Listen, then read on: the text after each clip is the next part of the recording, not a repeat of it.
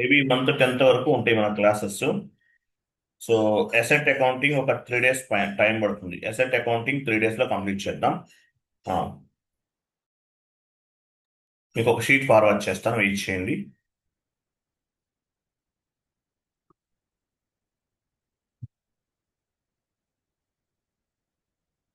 So input GST, output GST clear ఉంది కదా అందరికి?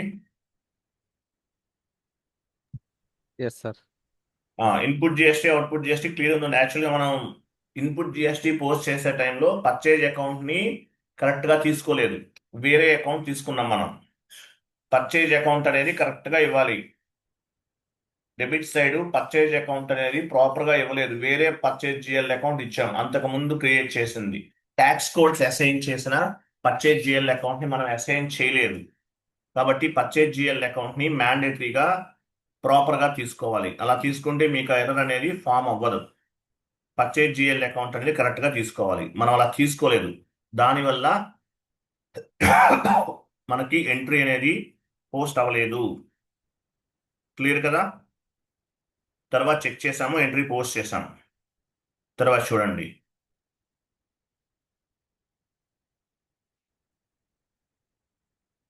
మీకు ఒక షీట్ ఫార్వర్డ్ చేస్తున్నాను, అసెట్ అకౌంటింగ్.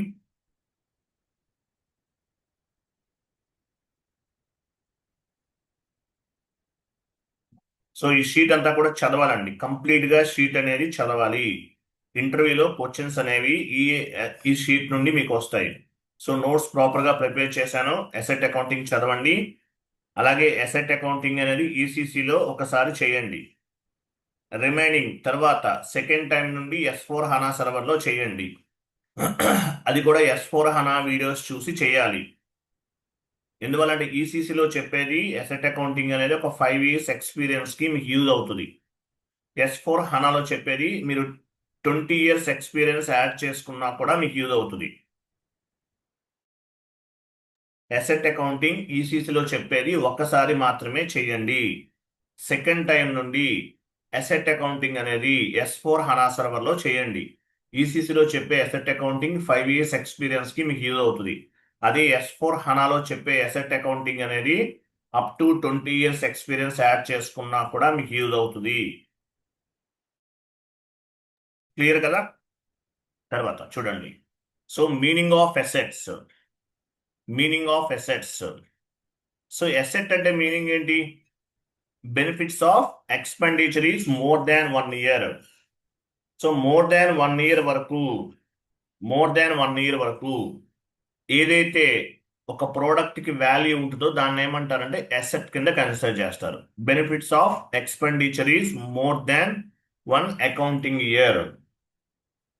సో 1 year కన్నా ఎక్కువ రోజులు దేనికైతే వాల్యూ ఉంటుందో, ఏ ప్రోడక్ట్ అయితే పని చేస్తుందో వాటిని అసెట్స్ కింద కన్సిడర్ చేస్తారు. వాటిని అసెట్స్ కింద కన్సిడర్ చేస్తారు. అలాగే కొన్ని కంపెనీస్ లో మోర్ దాన్ 10,000 రూపీస్ వాల్యూ ఉన్న వాటిని అసెట్ కింద కన్సిడర్ చేస్తారు. మోర్ దాన్ 5,000 రూపీస్ వాల్యూ ఉన్న వాటిని అసెట్ కింద కన్సిడర్ చేస్తారు. So more than 5 years, more than 5,000, more than 10,000, లేదంటే benefits of expenditure is more than 1 accounting year ఉన్న వాటిని కూడా అసెట్స్ కింద కన్సిడర్ చేస్తారు.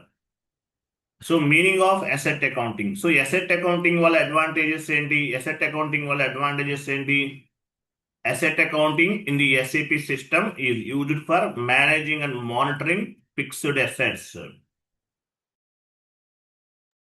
So asset accounting in the SAP system is used for managing and monitoring fixed assets. So assets ని manage చేయడానికి, assets ని monitoring చేయడానికి ఈ అసెట్ అకౌంటింగ్ అనేది ఉపయోగపడుతుంది. ప్రతి కంపెనీలో కూడా అసెట్స్ ఉంటాయండి. ప్రతి కంపెనీలో కూడా అసెట్స్ అనేవి ఉంటాయి. సో ఈ అసెట్స్ ని మేనేజ్ చేయడానికి, మానిటరింగ్ చేయడానికి అసెట్ అకౌంటింగ్ అనేది ఉపయోగపడుతుంది. Asset accounting in the SAP system is used for managing and monitoring fixed assets. So assets ని మేనేజ్ చేయడానికి, మానిటరింగ్ చేయడానికి ఈ అసెట్ అకౌంటింగ్ అనేది ఉపయోగపడుతుంది.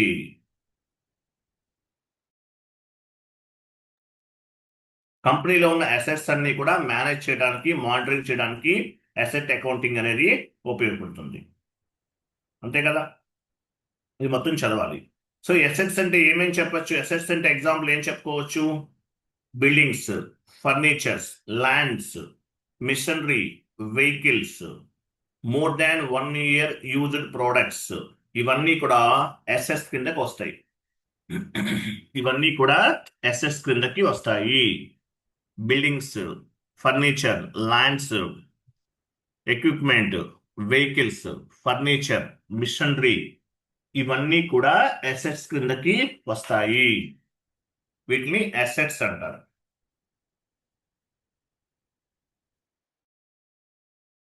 కొంచెం జూమ్ చేయండి. ఇవన్నీ కూడా కొంచెం అసెట్స్ కిందకి వస్తాయి. సో తర్వాత చూడండి.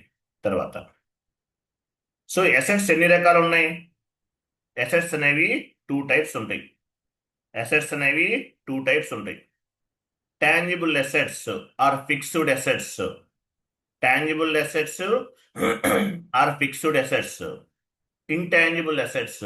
Tangible assets or fixed assets.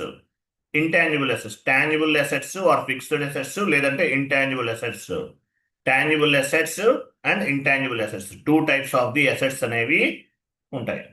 Two types of the assets ఉంటాయి. Tangible assets, intangible assets. డౌన్కి వెళ్ళండి. సో టాంజిబుల్ అసెట్స్ అంటే మీనింగ్ ఏంటి? టాంజిబుల్ అసెట్స్ అంటే మీనింగ్ ఏంటి? ఇంటాంజిబుల్ అసెట్స్ అంటే మీనింగ్ ఏంటి?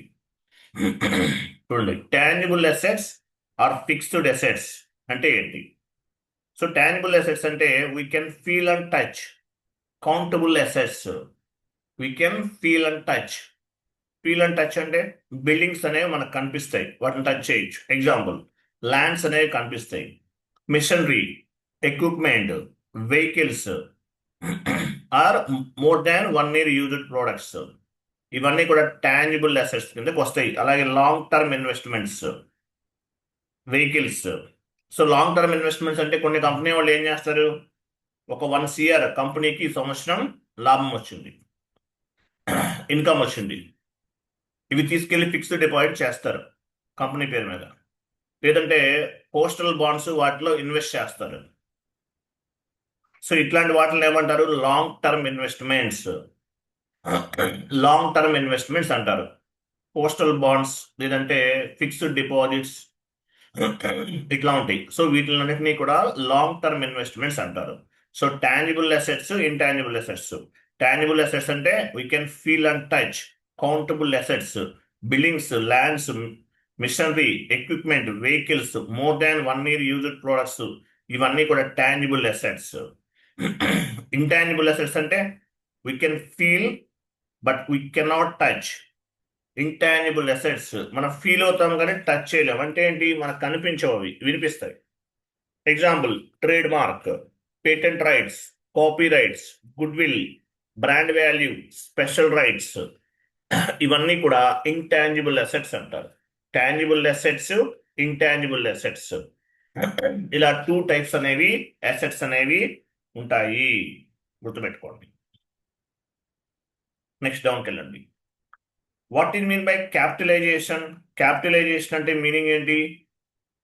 Capitalisation means adding the asset value on the balance sheet. ఒక కంపెనీ వాళ్ళు అసెట్ కొన్నారు, ఎంట్రీ పోస్ట్ చేస్తారు, ఆటోమేటిక్ ఏమవుతుంది, ఆ వాల్యూ అనేది it will be reflected on the balance sheet. Balance sheet లో అప్డేట్ అవుతుంది. సో దీన్ని ఏమంటారంటే capitalisation. Capitalisation means adding the asset value on the balance sheet అంటారు. తర్వాత what in mean by fixed asset validation? Fixed asset validation అంటే it is called fixed assets appreciation and depreciation calculation. ఒక asset ని ఎలా validate చేస్తారు? Based on the appreciation and depreciation. Based on the appreciation and depreciation, it is called fixed assets. Appreciation and depreciation. Appreciation plus depreciation is equal to real value identification. Appreciation plus depreciation plus appreciation is equal to real value identification. ఒక vehicle ఉంది, మీరు ఈరోజు purchase చేశారు, దాని value ఎంత? 5 lakhs. After 5 years తర్వాత దాని value ఎంత ఉంది అనేది అప్రిషియేషన్ అండ్ డిప్రిషియేషన్ ద్వారా ఫైండ్ అవుట్ చేయడం జరుగుతుంది. So what is the fixed asset validation? Fixed asset validation అంటే depreciation plus appreciation is equal to real value identification. Real వాల్యూని ఐడెంటిఫికేషన్ చేస్తారు. క్లియర్ కదా? నెక్స్ట్ డౌన్కి వెళ్ళండి. సో ఎస్ఏపిలో డిప్రిషియేషన్ ని క్యాలిక్యులేట్ చేస్తారు అసెట్ అకౌంటింగ్ లో. డిప్రిషియేషన్ అంటే మీనింగ్ ఏంటి అంటే ఒక ప్రోడక్ట్ పైన అప్రిషియేషన్ ప్లస్ డిప్రిషియేషన్ ని క్యాలిక్యులేట్ చేస్తారు. వీటికి డిప్రిషియేషన్ మెథడ్స్ ఉంటాయి. ఇవన్నీ కూడా డిప్రిషియేషన్ మెథడ్సే. ఇవన్నీ మనం యూజ్ చెయ్యం. ఏం ఉపయోగిస్తాము? ఈ డిప్రిషియేషన్ ని ఉపయోగిస్తాం. డబ్ల్యూడివి మెథడ్ అంటే స్ట్రైట్ లైన్ మెథడ్ డిప్రిషియేషన్ అంటారు. సెకండ్ వన్ ఎస్ఎల్ఎం అంటే straight line method depreciation. WDV method అంటే written down value method depreciation. So ఈ 2 types ఆఫ్ డిప్రిషియేషన్ ని ఎస్ఏపిలో మన ఇండియాలో ఉన్నటువంటి కంపెనీస్ యూజ్ చేయడం జరుగుతుంది. Interview question. సో డిప్రిషియేషన్ ఎలా క్యాలిక్యులేట్ చేస్తారు? WDV method, return down value method depreciation. SLM straight line method depreciation. ఈ 2 types ఆఫ్ డిప్రిషియేషన్స్ అనేవి మేజర్ గా ఉపయోగిస్తారు. సో ఈ డబ్ల్యూడివి మెథడ్ అంటే ఏంటి, ఎస్ఎల్ఎం అంటే ఏంటో డిస్కస్ చేద్దాం తర్వాత డిస్కస్ చేద్దాం. ఇలా 2 types ఆఫ్ ది మెథడ్స్ డిప్రిషియేషన్స్ అనేవి క్యాలిక్యులేట్ చేయడం జరుగుతుంది. నెక్స్ట్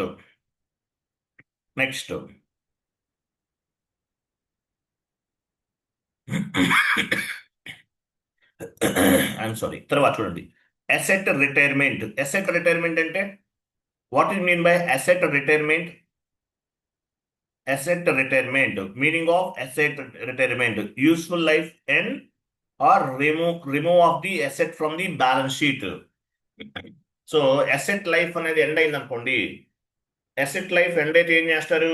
బ్యాలెన్స్ షీట్ నుండి దా వాల్యూని రిమూవ్ చేసేస్తారు. Useful life end or remove of asset వాల్యూని బ్యాలెన్స్ షీట్ నుండి రిమూవ్ చేస్తారు. దీన్ని అసెట్ రిటైర్మెంట్ అంటారు. ఒక అసెట్ ఉంది, సో ఆ అసెట్ ని ఒక 20 years యూజ్ చేశారు. తర్వాత ఏమవుతుంది? ఆ వాల్యూని మనం బ్యాలెన్స్ షీట్ నుండి రిమూవ్ చేస్తాం. దీన్ని అసెట్ రిటైర్మెంట్ అంటారు. సో రిటైర్మెంట్ లో కూడా రకాలు ఉంటాయి. ఏంటవి? With customer, scrapping. With customer అంటే ఎవరికో కస్టమర్కి సేల్ చేసేస్తారు. ఆ ప్రోడక్ట్ పనిచేస్తుంది, కండిషన్ బాగుంది, బట్ మనకు అవసరం లేదు, ఆ మిషనరీ సేల్ చేస్తారు, వేరే వాళ్ళకి ఎవరికో సేల్ చేస్తారు. విత్ కస్టమర్కి అమ్మేస్తారు. స్క్రాపింగ్ అంటే అసలు పని చేయదు, పాత సామాన్లు వాళ్ళకి అమ్మేస్తారు. స్క్రాపింగ్ ఇట్లా ఉంటుంది అనమాట. ఓకేనా? తర్వాత చూడండి, కొంచెం డౌన్కి వెళ్ళండి. తర్వాత చూడండి, ఈ పాయింట్ చూడండి. సో అసెట్ మాస్టర్ అంటే మీనింగ్ ఏంటి?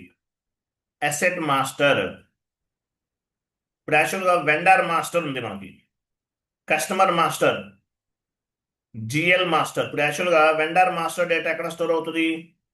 వెండర్ డేటా అనేది ఎక్కడ స్టోర్ అవుతుంది? Vendor data stored in vendor master data. Vendor data అంతా కూడా వెండర్ మాస్టర్ లో స్టోర్ అవుతుంది. కస్టమర్ డేటా అంతా కూడా కస్టమర్ మాస్టర్ లో స్టోర్ అవుతుంది. కంపెనీ కోడ్ కి సంబంధించిన బ్యాంక్ డీటెయిల్స్ అన్ని కూడా హౌస్ బ్యాంక్స్ లో స్టోర్ అవుతాయి. సేమ్ టు సేమ్ ఒక కంపెనీ కోడ్ కి సంబంధించిన అసెట్ డేటా అంతా కూడా అసెట్ మాస్టర్ లో స్టోర్ అవుతుంది. వెండర్ డేటా అంతా కూడా వెండర్ మాస్టర్ లో సేవ్ అవుతుంది. కస్టమర్ డేటా అంతా కూడా కస్టమర్ మాస్టర్ లో స్టోర్ అవుతుంది. కంపెనీ కోడ్ బ్యాంక్ డీటెయిల్స్ అన్ని కూడా హౌస్ బ్యాంక్స్ లో స్టోర్ అవుతాయి. కంపెనీ కోడ్ అసెట్ డేటా అంతా ఎక్కడ స్టోర్ అవుతుంది? అసెట్ మాస్టర్ లో స్టోర్ అవుతుంది. కంపెనీ కోడ్ అసెట్ డేటా అంతా కూడా అసెట్ మాస్టర్ లో స్టోర్ అవుతుంది. అసెట్ మాస్టర్ అంటే ఏంటి? వెండర్ మాస్టర్ లో వెండర్ డేటా స్టోర్ అవుతుంది, కస్టమర్ మాస్టర్ లో కస్టమర్ డేటా స్టోర్ అవుతుంది. కంపెనీ కోడ్ సంబంధించిన బ్యాంక్ డీటెయిల్స్ అన్ని కూడా హౌస్ మ్యాక్స్ లో స్టోర్ అవుతాయి. అదేవిధంగా కంపెనీ కోడ్ కి సంబంధించిన అసెట్ డేటా అంతా కూడా అసెట్ మాస్టర్ లో స్టోర్ అవుతుంది. అసెట్ మాస్టర్ క్రియేట్ చేస్తాం. బిల్డింగ్ అసెట్, బిల్డింగ్ సంబంధించిన ఇట్లా రకరకాలుగా ఉంటే అవి క్రియేట్ చేస్తాం. ఓకేనా? అది తర్వాత తర్వాత ఏయుసి అంటే మీనింగ్ ఏంటి? Asset under construction. Asset under construction. Asset under construction అంటే ఏదైనా బిల్డింగ్ కన్స్ట్రక్ట్ చేస్తున్నారు. సో ఫస్ట్ ఏం చేస్తారు? Raw material cost, labour cost, ఇవన్నీ కూడా ఎక్స్పెన్సెస్ కింద కన్సిడర్ చేస్తారు. ఎక్స్పెన్సెస్ కింద కన్సిడర్ చేస్తారు. దాన్ని ఏయుసి అంటారు. Asset under construction. Working under progress, working under progress, asset under constructions కింద కన్సిడర్ చేస్తారు. అసెట్ అండర్ కన్స్ట్రక్షన్స్ కింద కన్సిడర్ చేస్తారు. సో కన్స్ట్రక్షన్ అంతా కంప్లీట్ అయిపోయిన తర్వాత ఆ ఏయుసి అనేది జీరో అయిపోతుంది. అంటే ఏంటి? ఆ వాల్యూ అనేది బ్యాలెన్స్ షీట్ లో యాడ్ అవుతుంది కాబట్టి ఏయుసి అనేది ఫైనల్ గా జీరో అవుతుంది. ఏయుసి అసెట్ అండర్ కన్స్ట్రక్షన్ అంటారు. ఓకేనా? ఇది కూడా ఇంపార్టెంట్. ఇది S4 హానాలో చెప్పాను, ఈసీసీలో చెప్పలేదు. అసెట్ అండర్ కన్స్ట్రక్షన్ అనేది S4 హానాలో చెప్పాను. సో ఈసీసీలో అసెట్ అకౌంటింగ్ ఒకసారి కానీ లేదంటే 2 టైమ్స్ చేయండి, సరిపోతుంది 5 years ఎక్స్పీరియన్స్ కి. తర్వాత అంటే సేమ్ ప్రాసెస్ S4 హానాలో డిఫరెంట్ అసెట్ మాస్టర్స్ తీసుకుని క్రియేట్ చేస్తాం. చాలా డెప్త్ గా ఉంటుంది ఆ కాన్సెప్ట్ అనేది. 20 years up to 20 years experience add చేసినా కూడా మీకు అర్థమవుతుంది, మీకు యూజ్ అవుతుంది. సో ఈసీసీలో చెప్పే అసెట్ అకౌంటింగ్ అనేది అప్ టు 5 years వరకు యూజ్ అవుతుంది. డౌన్కి వెళ్ళండి. ఇంకేమైనా ఉన్నాయా?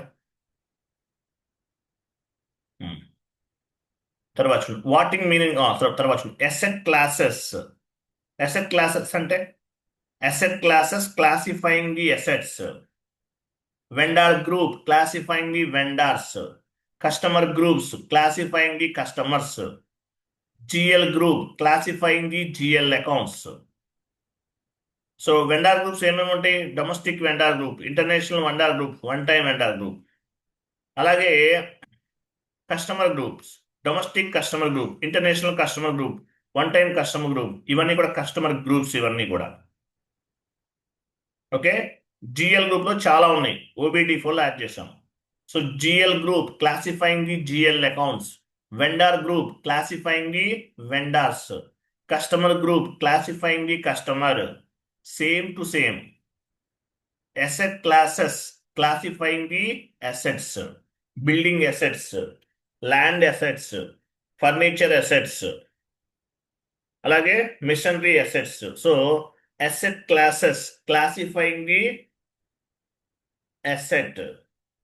ఇప్పుడు మన వెండర్ క్రియేట్ చేయాలంటే గ్రూప్ తీసుకుంటాం. డొమెస్టిక్ వెండర్ గ్రూపా, ఇంటర్నేషనల్ వెండర్ గ్రూపా, కస్టమర్ వెండర్ గ్రూపా.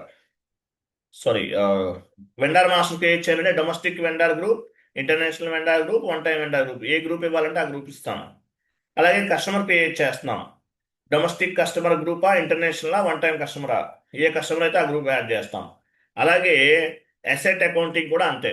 అసెట్ అకౌంటింగ్ లో కూడా మీరు ఏ టైపు అసెట్ ని క్రియేట్ చేస్తుంటే ఆ టైప్ అసెట్ క్లాసెస్ ని క్రియేట్ చేయాలి. Under the asset classes classifying the assets. ఈసీసీలో ఒక అసెట్టే తీసుకున్నాం. S4 హానాలో మల్టిపుల్ అసెట్ క్లాసెస్ తీసుకున్నాం.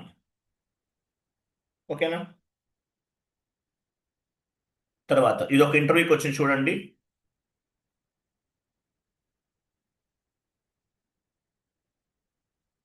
అమార్టైజేషన్ ఎక్స్పెన్సెస్ అంటే ఏంటి? యాక్చువల్గా అమార్టైజేషన్ ఎక్స్పెన్సెస్ అంటే ఏంటి?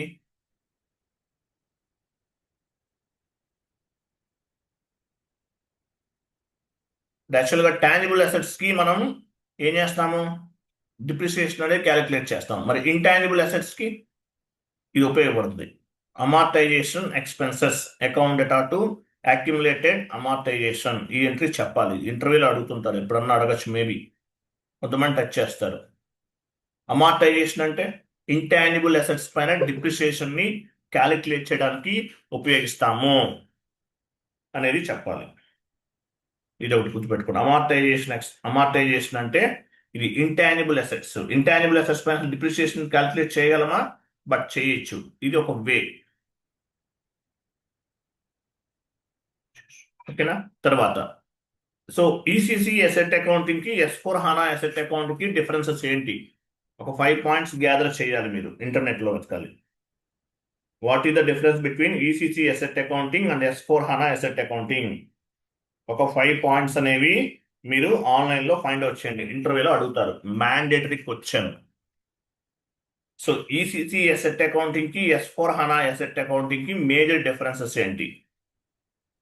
ఒక ఫైవ్ ఫైవ్ పాయింట్స్ అనేవి మీరు గ్యాదర్ చేయాలి, గ్యాదర్ చేయాలి. Important question. చేస్తారా? సో మేజర్ గా టెక్నికల్ క్లియరింగ్ అకౌంట్ అనేది ఒకటి ఇంట్రడ్యూస్ చేశారు S/4HANAలో, ఈసీసీలో లేదు. టెక్నికల్ క్లియరింగ్ అకౌంట్ ఎందుకు ఉపయోగపడుతుంది? రిపోర్టింగ్ పర్పస్ ఉపయోగపడుతుంది. ఇది ఒక ఎగ్జాంపుల్. ఇలాగే కొన్ని కొన్ని చేంజెస్ ఉన్నాయి. అట్లీస్ట్ ఒక 5 to 10 points differences between ECC and S/4HANA asset accounting. ఒక 5 to 10 పాయింట్స్ గ్యాదర్ చేయండి, ఇంటర్వ్యూలో మ్యాండేటరీగా ఈ క్వశ్చన్ అనేది వస్తుంది. నెక్స్ట్ ఒక ఎక్సెల్ షీట్ ఫార్వర్డ్ చేస్తున్నాను, ఓపెన్ చేయండి.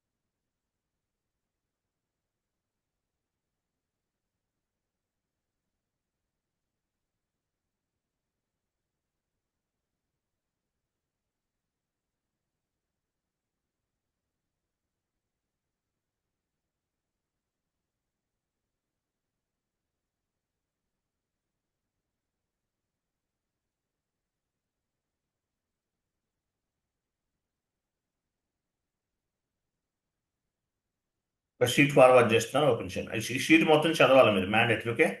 తర్వాత ఒక ఎక్సెల్ షీట్ ఫార్వర్డ్ చేస్తాను, ఓపెన్ చేయండి.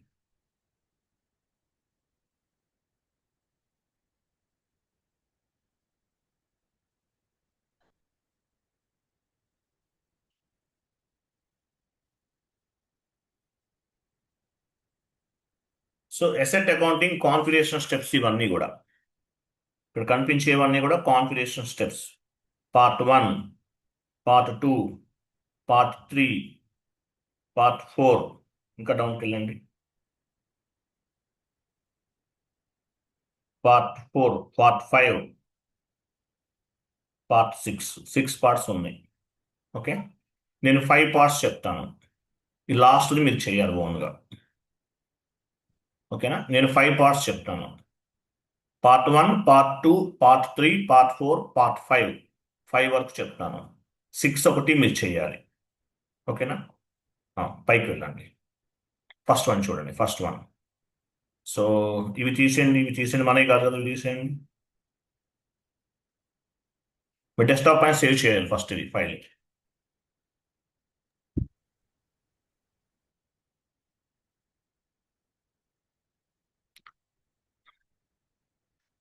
సేవ్ చేయండి, డెస్క్టాప్ పైన సేవ్ చేయండి. So part 1, copy reference chart of depreciation.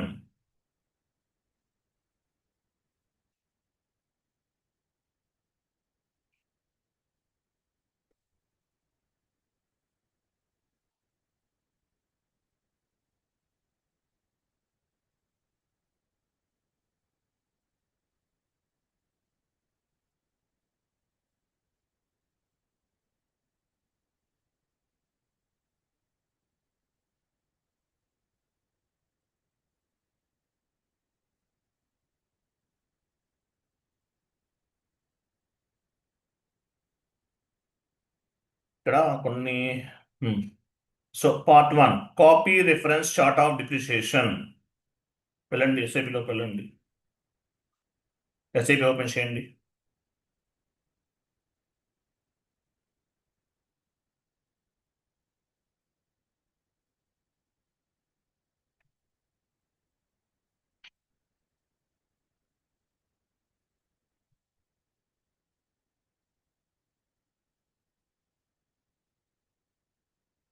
Copy reference chart of depreciation.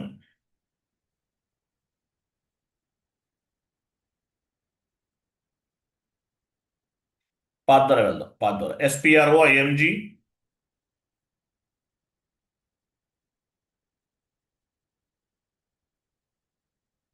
Financial accounting new,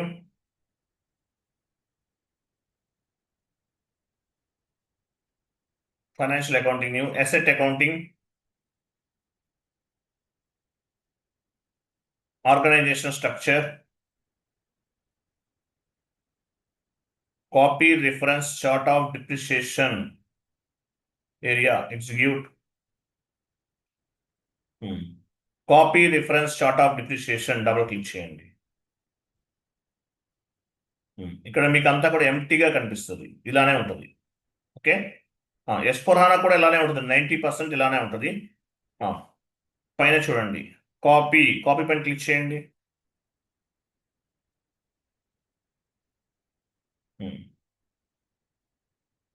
so from chart of depreciation drop down చేయండి.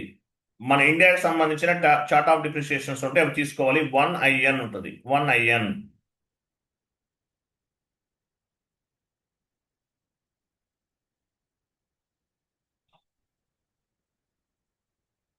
Continue. So chart of depreciation అనేది మన ఇష్టం, any 4 digits అనేది తీసుకోవచ్చు. So మీ company code ఇవ్వండి, మీ company కోడే మీ chart of depreciation. Chart of depreciation అంటే way of the depreciation calculation. Chart of depreciation is nothing but way of the depreciation calculation. So మన ఇండియాలో ఉన్నటువంటి డిప్రిసియేషన్ మెథడ్స్ అన్నీ కూడా మన కంపెనీ కోడ్కి కాపీ చేసుకుంటున్నాం. కంటిన్యూ చేయండి, అంటే మనం కాపీ చేసుకుంటున్నాం. Continue.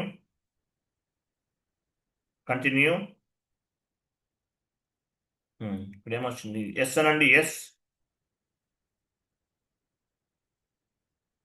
Continue. Chart of depreciation 1IN copy to BA11. BA11కి కాపీ చేశామంట. కంటిన్యూ. ఓకేనా, కాపీ అయ్యింది. జస్ట్ బ్యాక్ వెళ్ళండి. Specify depreciation of chart of depreciation double click చేయండి. సెకండ్ వన్ పొజిషన్కి వెళ్ళండి. మీ చార్ట్ ఆఫ్ డిప్రిసియేషన్ ఏంటో ఇవ్వండి.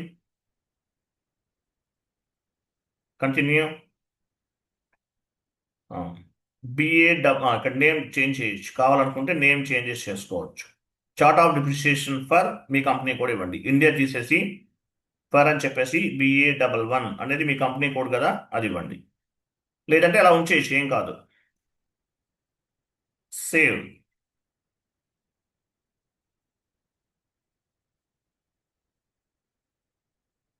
బ్యాక్ వెళ్ళండి.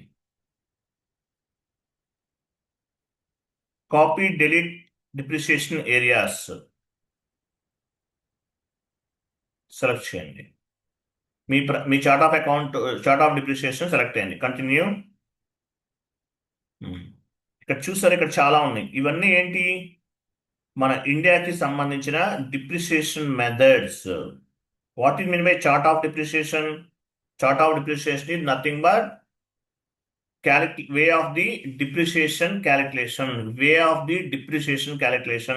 డిప్రిసియేషన్ మీరు ఎలా క్యాలిక్యులేట్ చేస్తున్నారు అనే దాన్ని చార్ట్ ఆఫ్ డిప్రిసియేషన్ అంటారు.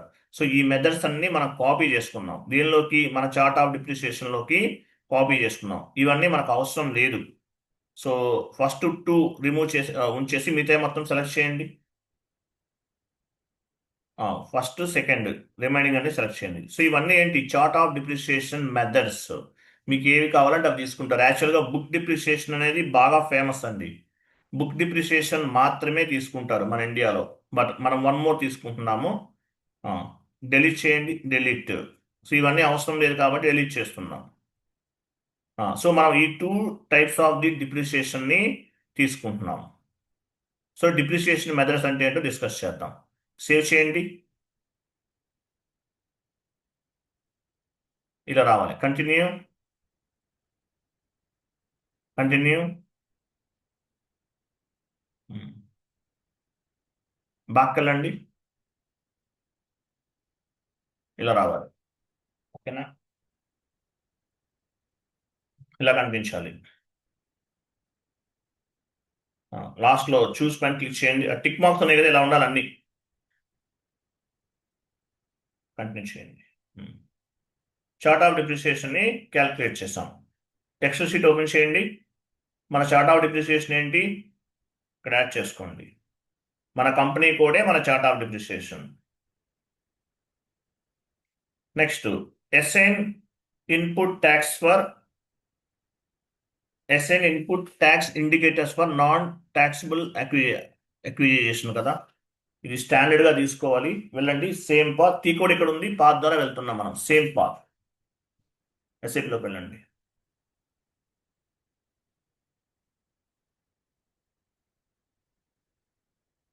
ఇక్కడ పైన వస్తుంది యాక్చువల్గా financial accounting new, financial accounting global settings new, ledgers లో వస్తుంది ఇది. ఫైనాన్షియల్ అకౌంటింగ్ న్యూ పైన ఇక్కడ ఉంది కదా, ఇక్కడ ఇక్కడ ఇది వీటిలో వస్తుంది. Financial accounting new, financial accounting global settings new, elaborate ledgers తర్వాత wait tax on sales and purchases.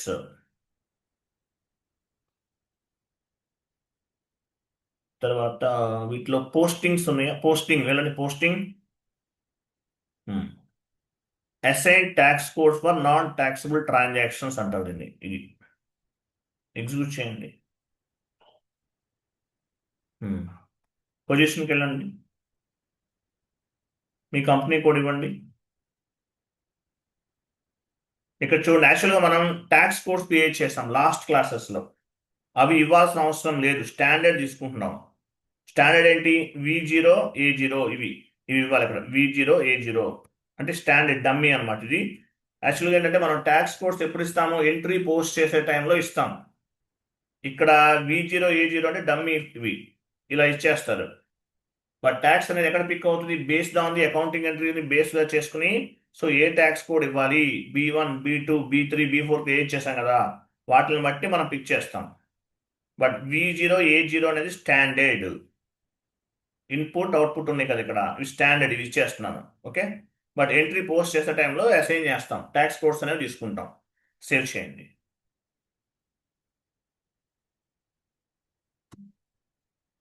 Enter press చేయండి. Enter, continue. అయిపోయింది కదా అట్లా. నెక్స్ట్ ఇక్కడ V0A0 యాడ్ చేసుకోండి. ఇక్కడ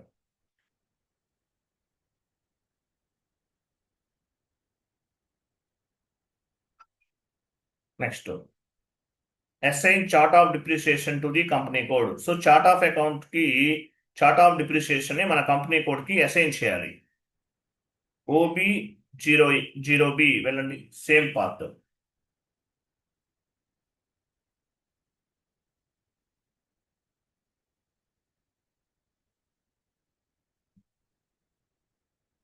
ఇక్కడే ఉంది అసైన్ దీని తర్వాత వస్తుంది చూడండి. అక్కడ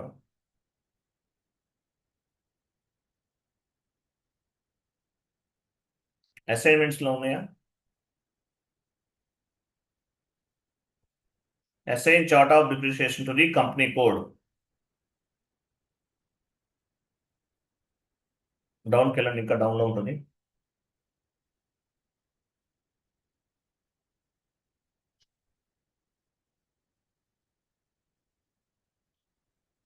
అసైన్మెంట్స్ లో ఉంటుంది సురేష్, అసైన్మెంట్స్ ఉందా.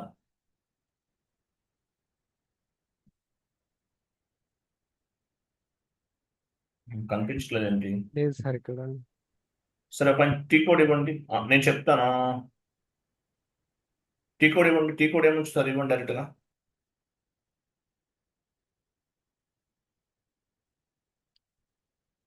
ఓఏఓబి ఇవ్వండి.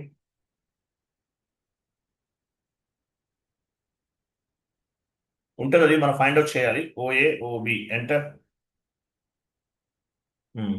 పొజిషన్కి వెళ్ళండి.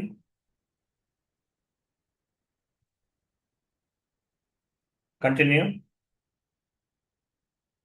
ఇది మన కంపెనీ కోడ్. మన చార్ట్ ఆఫ్ డిప్రిసియేషన్ కూడా మన కంపెనీ కోడే కదా. BA11 అనేది మన చార్ట్ ఆఫ్ డిప్రిసియేషన్. మన కంపెనీ కోడ్ కూడా BA11 ఇవ్వండి. ఎంటర్. సేవ్ చేయండి. వెయిట్ వెయిట్ వెయిట్, ఇది సేవ్ అవ్వలేదు ఇది. మళ్ళీ చేయండి. ఇదొక ఎర్రర్ అండి, చూడండి. సేవ్ చేయండి. సేవ్ అవ్వట్లేదు, చూసారా?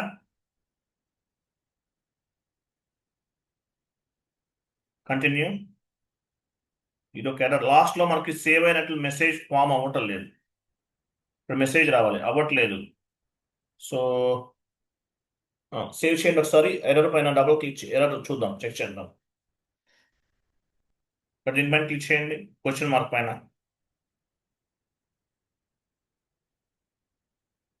1 minute.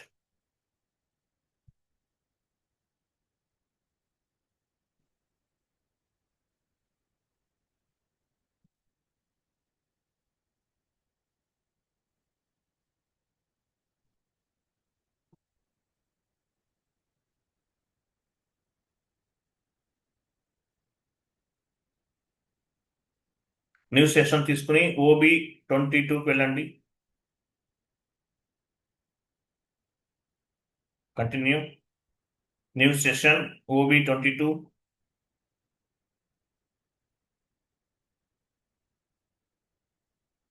పొజిషన్కి వెళ్ళి మీ కంపెనీ కోడ్ ఇవ్వండి.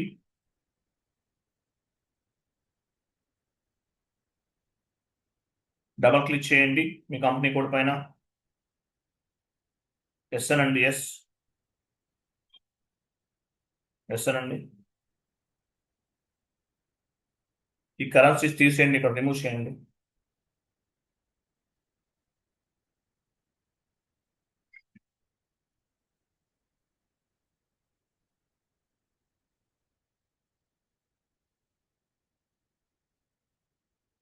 ఎంటర్ చేసి సేవ్ చేయండి. డైరెక్ట్గా సేవ్ చేయండి. అన్ని చేయండి. ఎంటర్ చేయండి మళ్ళీ.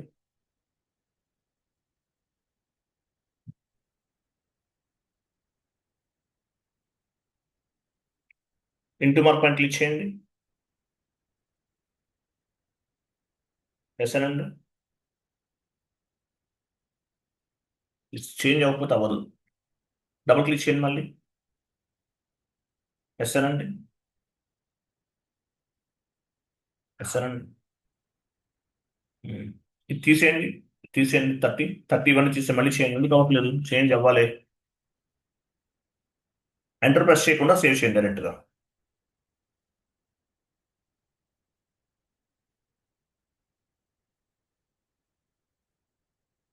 కంటిన్యూ చేయండి. అవ్వదంటుంది, బట్ అవుతుంది. చూసారా? ఎంటర్ ఇవ్వద్దు. కంటిన్యూ. Data was save. ఈ సెకండ్ కరెన్సీ మనం ఏమి యూజ్ చేయలేదు ఎక్కడా కూడా. ఇది దానివల్ల అసెట్ అకౌంటింగ్ ప్రాబ్లం వస్తుంది. బట్ ఎనీవే, ఈ అకౌంట్ కరెన్సీని రిమూవ్ చేస్తాం మనం. నెక్స్ట్ ఆ సెషన్ క్లోజ్ చేసి ఆ సెషన్కి వెళ్ళండి.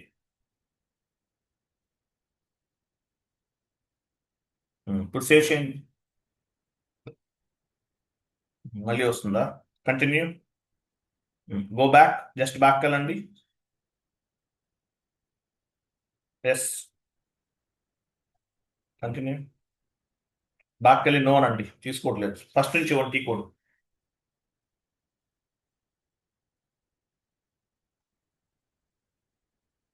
పొజిషన్, మీ కంపెనీ కోడ్ ఇవ్వండి.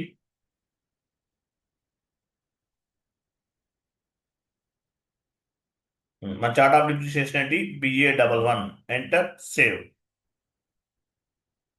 చేయండి. చూసారా? TR జనరేట్ అయింది. లాస్ట్లో మెసేజ్ ఫామ్ అయింది, డేటా వాస్ సేవ్డ్, ఇలా రావాలి. ఇలా రాకుండా, ఇలా రాలేదంటే డేటా వాస్ సేవ్ అని అంటే ఇలా రాకపోతే మీనింగ్ ఏంటి, మీ కాన్ఫిగరేషన్ అనేది కరెక్ట్గా లేదు అని అర్థం. క్లియరా? Yes sir. Yes sir. Sheet open చేయండి.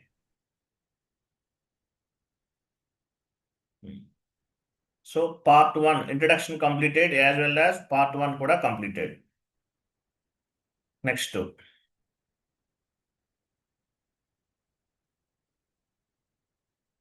పార్ట్ 2 రేపు చెప్తాను. ఓకే, పార్ట్ 2 అండ్ 3 ఇది టోటల్గా 1 అవర్ పడుతుంది. ఈ పార్ట్ 2 అండ్ 3 రేపు చెప్తాను.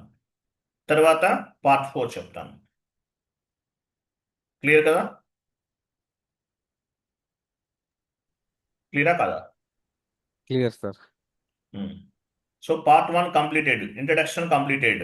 నెక్స్ట్ ఏం చెప్పాలి, పార్ట్ 2 అండ్ పార్ట్ 3 చెప్పాలి. ఈ ఎక్సెల్ షీట్ అనేది మీరు డెస్క్టాప్ పైన సేవ్ చేసి ఉంచండి. టుమారో డిస్కస్ చేద్దాం. ఓకేనా?